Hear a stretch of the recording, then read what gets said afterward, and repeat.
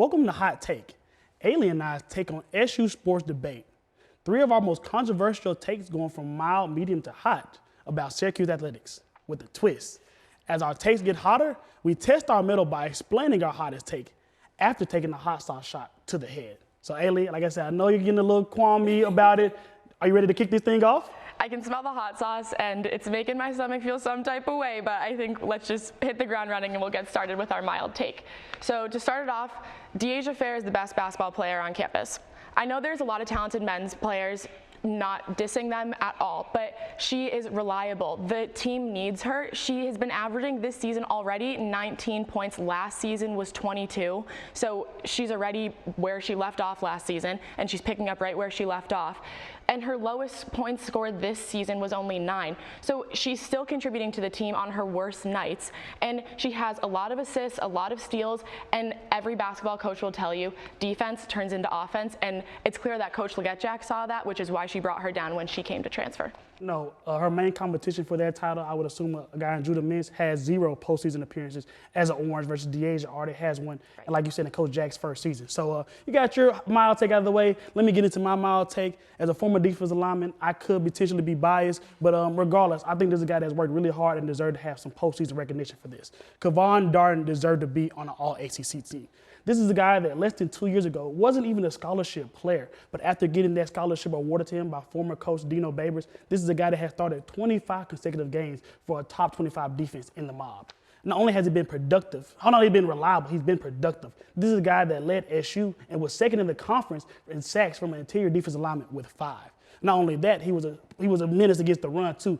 Third in the ACC, and again, first on SU team with tackles for loss in 7.5. So I think we have this new era of college football at Syracuse with Fran Brown. I think that it'll be important to have pillars of this defense like a Kevon Darden in order to ease that transition for Coach Brown. Right. So you mentioned that Babers gave him a scholarship, which obviously meant that they had a special connection. How do you think that's going to transfer over with a new coach, keeping him here and keeping him on that grind of being a reliable guy on defense? I think with Coach Brown in his first stint as a head coach, it's important to make him as comfortable as possible, and that includes, having pillars of this defense his side of the ball here. So you have a guy like Justin Bann, you have a guy like Kevon Darden to ease that transition a little bit for him. And obviously he'll want to bring a lot of his new personnel in, but it's not a complete case of out with the old, in with the new.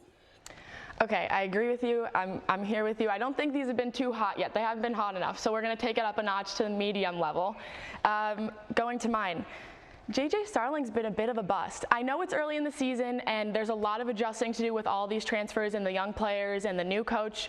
I'm not pushing that aside, but he's not bringing to the table what we thought he was going to, being an all-ACC freshman. So is Judah Mintz, and look at him. He's had 2 career highs already in point scoring this season. His most recent one against LSU, he had 33 points. He's stepping it up a notch, so why isn't Starling? I don't know if it's something with camaraderie of the team. I don't know if it's something with the coach. Maybe he just needs a little bit more time in Syracuse, but he did say when he transferred back that it was a no-brainer transfer. So I'm not seeing where the fall is happening. No, and then I think the JJ improving that play will be crucial to raising this team's ceiling and potentially getting us back to the NCAA tournament.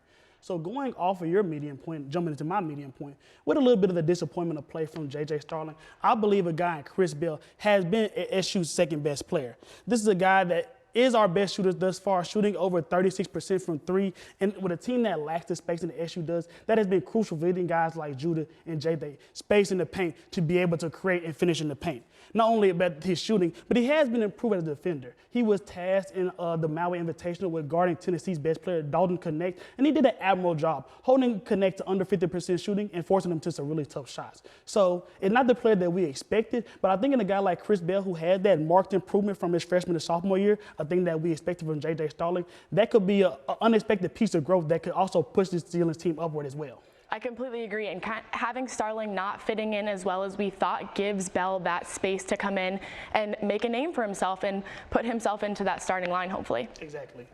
So I think that was upped it a little bit hotter. I'm getting a little hot just thinking that I need to take this in a few seconds. So let me take my shot of hot sauce. Ooh, oh my goodness, let's see how this is. I'm gonna judge your reaction.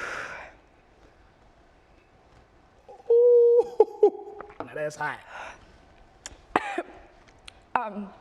Okay, for my hottest take, it's hot. Not LeQuint, not whoever the starting QB is. My eyes are watering. Isaiah Jones is the most important offensive player to return in the offseason for Syracuse football. Coach Brown and LeQuint, both being from New Jersey, that will share a little bit of a connection with them. And we've seen Syracuse win games together and produce offense when they've been down through him. He's a reliable player. They go to him when they need him. And with Gadsden out this past season, it'll be leaving, I'm sweating. To be leaving a gaping hole that's already kind of been there for him to step into that position.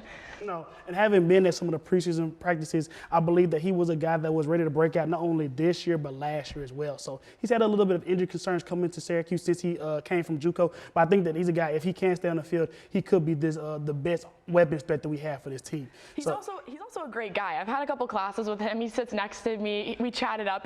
He's a good dude, too. I mean, that's also something that you look for. Yes, you need to be talented on the field, but if you're a good guy on the bench and you're picking up your teammates and you're bringing the energy, that makes you a 10 times more valuable player. Yes. So seeing your reaction to the hot sauce shot, I don't think that I was prepared for this, but Don't use the milk. If you use the milk, then I win. You got it. I have no problem letting you win. I just want to make sure I can try to get through this. Cheers.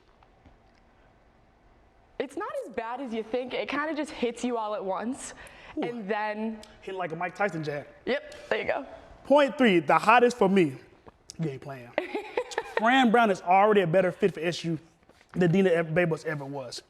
First thing first for me, Fran Brown had 2 years of experience in the NFL. This is hot.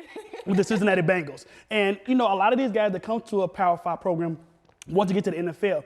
And Fran Brown having been in the NFL locker room and knowing what it takes to get there, that just brings him a little bit more credibility than Dino was ever going to be able to have coming from Bowling Green. Secondly, Dino Babers, with all the things that he did bring to the table, he was from Hawaii. He didn't probably necessarily understand just the cultural significance of a place like Syracuse. A guy, Fran Brown, he talked a lot about it at his introductory press conferences. He is from Camden, New Jersey. He is the same region as Syracuse. So he understands the importance of this program. He understands the heights that this program has reached. And I think that he has a true more understanding than Coach Babers of what it takes to get there. So for me, I think that with Fran Brown, also the recruiting prowess that Dino Babers never brought. You have that recruiting prowess coming from high schoolers, coming from guys that he was able to recruit not only at Georgia, which obviously has a lot of resources, but Temple and Rutgers, 2 places that doesn't have a ton of resources as well. So I think for me, combining all that and also allowing Fran Brown to be a guy that, coming from a high major program, whereas Dino Babers came from Bowling Green. Right. It gives him a ton of more experience and probably gives him a head start in terms of what he can do here. So for me and Aylee, we made it through. How you feeling? I'm feeling good. It kind of hit a little bit after, but I think I'm cooling off a little bit. Well, now that our mouths are burning, I don't think that you'll find a spicier debate duo. Agree or disagree, we hope you guys were thoroughly entertained. That's a wrap for us. I'm Josh Crawford. That's Aylee Weiss, and we're about to go get some more milk.